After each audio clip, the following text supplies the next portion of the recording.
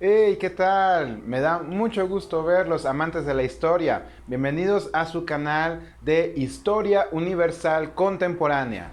Y este video, como todos los demás, es un video muy especial, puesto que en este tema, en este video, vamos a abordar eh, un movimiento cultural, social, político, incluso económico, que simbró las bases de cómo se venía manejando la sociedad, cómo venía viviéndose la vida durante los siglos desde la Edad Media hasta la modernidad. Estoy hablando del movimiento conocido como la Ilustración. Como ustedes recordarán, la Ilustración es un movimiento ideológico de ideas en el que grandes pensadores como Rousseau, Jean-Jacques Rousseau, como Locke, como el barón de Montesquieu, empiezan a difundir ideas que son sumamente reaccionarias, sumamente rebeldes para su tiempo, sumamente trascendentales para el tiempo en el que estaban viviendo. Un conjunto de ideas que hablaban sobre república y que estaban totalmente en contra de las monarquías absolutistas, es decir, esas formas de gobierno en donde el rey disponía de todo, ¿sí? Él era el único que tenía el poder y decidía sobre todo, una monarquía absolutista, y también ideas anticlericales, ¿sí? Que surgen en 1700, a lo largo de todo ese siglo, que es bien llamado también el siglo de las luces. Todo el siglo 1700 es conocido, o se le apodó así. ¿Por qué? Por las grandes ideas que resultaron en ese siglo. Así que este conjunto de pensadores que aquí muestro, como Jean-Jacques Rousseau, como Locke y como Montesquieu en sus libros El contrato social, Ensayos sobre el gobierno civil y el libro de Montesquieu, La República, hablan sobre, primero que nada, hablan sobre lo mal que es la monarquía y que no debería existir, ¿sí? Entonces se van con todo contra los reyes de esa Europa monárquica. Así que esto obviamente pues va a incomodar a muchos, pero no solamente habla de eso. Estas ideas que se empiezan a difundir en esos libros van a hablar también sobre los derechos humanos, los derechos del hombre, los derechos del ciudadano.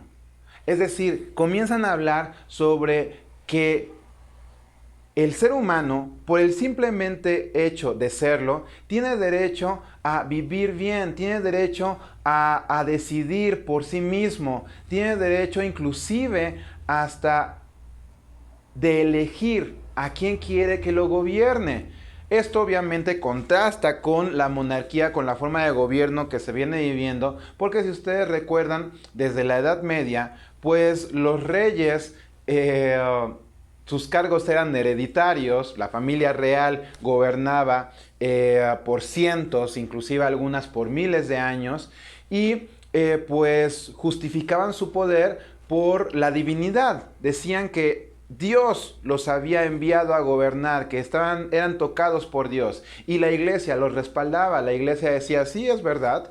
El rey Carlos, el rey Felipe, es rey por designio de Dios. E inclusive los mismos papas, la misma iglesia católica los coronaba. Y con eso hacía que todo el pueblo dijera, ah, bueno, pues sí, si la iglesia lo está diciendo, pues entonces debe ser verdad. Sin embargo, sabemos que esas monarquías absolutistas podían ser sumamente bárbaras, sumamente injustas. Que si el rey decía, ¿saben qué? Yo vi robando a esa señora, mátenla, pues así era. O si decía, me encantan esos terrenitos, los quiero para construir una casa de campo, son míos ahora, aunque fueran de 100 personas, no importaba. Así era la forma de gobierno. Así que entonces en estos libros se empiezan a difundir las ideas de, por ejemplo, que el ser humano tenía el derecho y el poder. ¿A qué se referían esos tres autores? ¿Sí?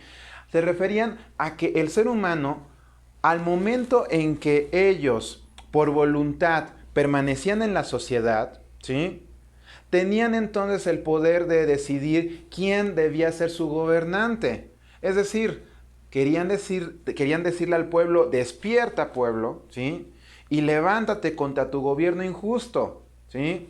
Estas ideas promulgaban mucho la idea de la república, esa forma de gobierno que es totalmente opuesta a la monarquía, esa república que consiste en que los poderes o el poder se divide en tres, ¿sí?, el ejecutivo, legislativo y judicial, y de esta forma hablamos de una equidad de poderes, hablamos de que no va a pasar como en la monarquía, de que un rey se puede volver loco y decir: yo tengo todo el poder y no me importa lo que los demás opinan.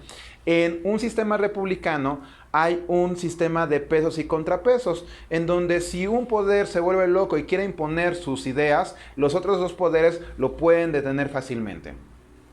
Así que entonces, la ilustración que se va a plasmar en estos libros con esos autores, y también con un libro llamado La Enciclopedia de Denis Diderot en 1772, va a originar que la gente empiece a leer estos libros y se empieza a dar cuenta de que efectivamente que ellos son humanos, tienen derechos y que inclusive pueden autogobernarse, y que la monarquía y la Iglesia Católica han sido pervertidas, han sido corruptas y que lo han dañado en su vida. Así que entonces estas ideas empiezan a difundirse por todo el mundo. Ahora, debo mencionar una cosa. Es muy romántico a veces mencionar que el pueblo fue quien se levantó en armas para defender sus derechos, para defender su dignidad, ¿sí? Es muy romántico. La verdad es que las grandes revoluciones que se desatan por la Ilustración realmente van a ser revoluciones burguesas. Hay una teoría que ya la había comentado en algún video perdido por todo mi canal, que se conoce como el cliodinamismo, ¿sí? Esta teoría llamada cliodinamismo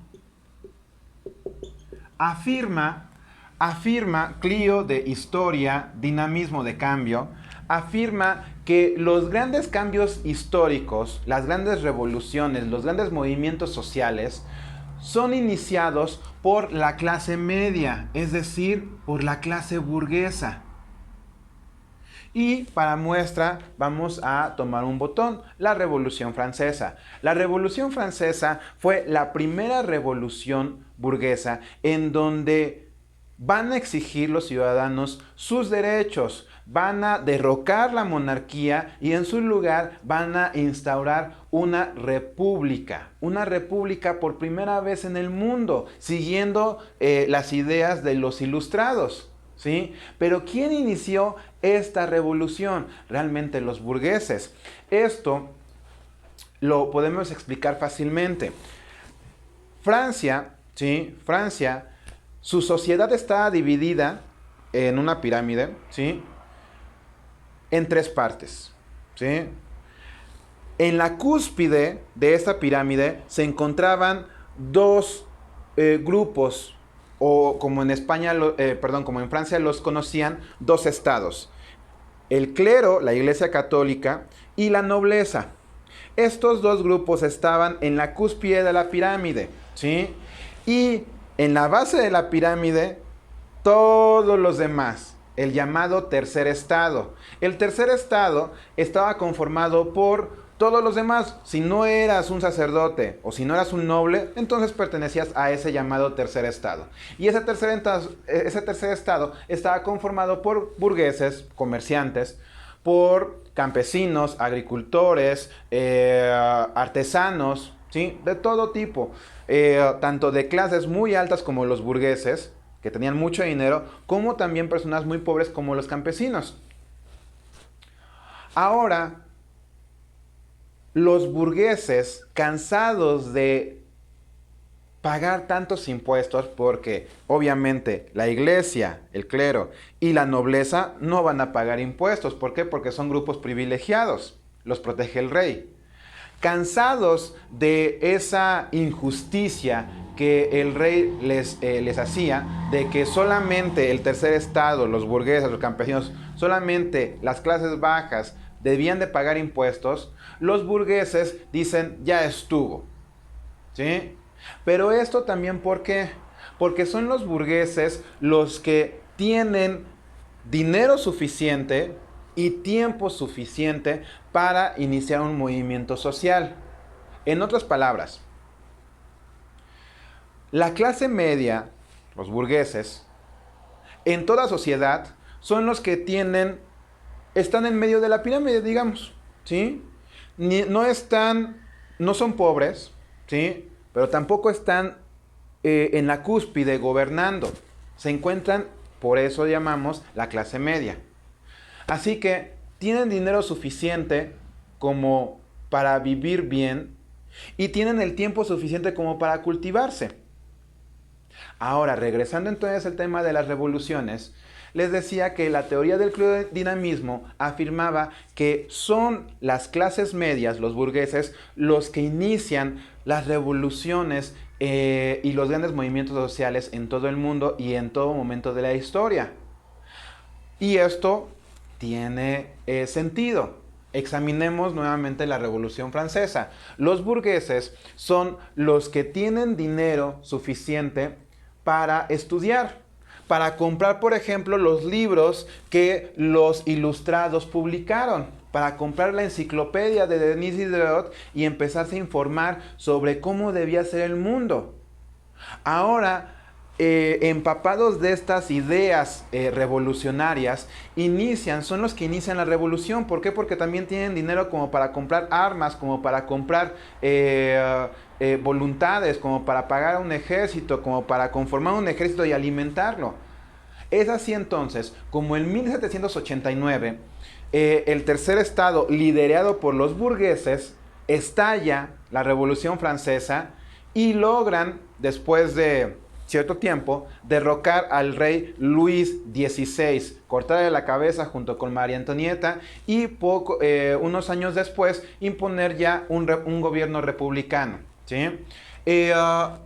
Otro ejemplo o otros movimientos que va a desatar la ilustración dentro de las revoluciones burguesas va a ser, por ejemplo, la independencia de Estados Unidos.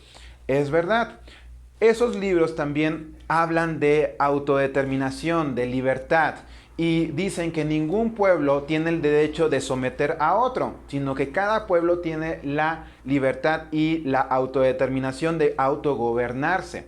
Así que esas ideas también van a llegar al continente americano y observemos qué otras revoluciones o movimientos van a desatar la ilustración. La independencia de Estados Unidos en 1776 y estas ideas ilustradas también van a detonar otras revoluciones burguesas desatando la independencia de las colonias americanas, incluyendo la Nueva España que hoy conocemos como México y prácticamente todo el continente.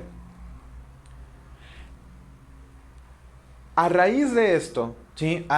Vean todo lo que desencadena la ilustración. Estos pensamientos revolucionarios, ¿sí? Van a motivar a los burgueses a cambiar la forma en la que han estado viviendo y a cambiar la forma de gobierno, ¿sí? La forma de vida, derrocar las monarquías y también, ojo, también los burgueses no lo hacen por buenas gentes. También los burgueses lo hacen ¿por qué? Porque están cansados de estar debajo de los poderosos. Ellos quieren también llegar a gobernar. Entonces, si destruyen las monarquías, en un futuro, instaurando democracias, puede darse el caso de que inclusive esos burgueses lleguen a gobernar un país, como pasó en muchas otras partes, ¿sí? Y estos burgueses también tienen el dinero suficiente como para organizar campañas. Eso lo veremos también más adelante, ¿sí? Así que entonces vean todo lo que la ilustración detonó, ¿sí? Esos pensamientos impactan en los burgueses de muchas sociedades alrededor del mundo y van a motivar a que estallen movimientos sociales como estos movimientos que acabamos de ver. Y resultado de eso, ¿sí? Se van a crear los llamados derechos humanos y los derechos del ciudadano, gracias también a la Revolución Francesa. Una vez que estalló la Revolución Francesa, ¿sí? Los franceses empezaron a crear leyes que garantizaran los derechos del hombre y del ciudadano. De hecho, dentro de la Revolución Francesa surge un documento muy famoso que se llama la Declaración de los Derechos del Hombre y del Ciudadano. Espero la puedan buscar para conocer qué es lo que dicen, porque eso es un hito. Permite que todo el mundo vea que todos los humanos tenemos derechos y tenemos libertades. Y esto va a revolucionar el mundo.